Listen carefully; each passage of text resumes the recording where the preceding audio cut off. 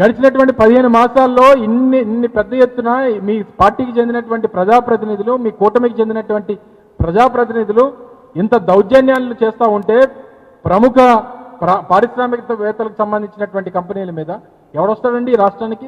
తిరిగి పోనీ నేను చెప్పినటువంటి ఏ ఒక్క ఈ ప్రజాప్రతినిధి మీద అయినా, మీ పార్టీకి చెందినటువంటి నాయకుడి మీద ఏ ఒక్కడి మీద కేసు పెట్టారా?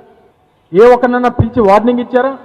ఇలా చేస్తే రాష్ట్రం బ్రాండ్ ఇమేజ్ దెబ్బతింటుంది అనేటువంటి మాట చెప్పావా? ఇవన్నీ మానేసి నేను అసెంబ్లీలో సూక్తులు చెప్తా ఉన్నారు మీరు.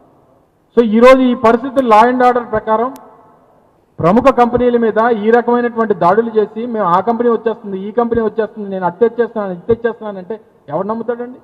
ఎంతకని పబ్లిసిటీ చేస్తారు? 95 నుంచి మొదలుపెట్టారు, 30 సంవత్సరాలు మమ్మల్ని ఇంకా విడిచిపెట్టరా.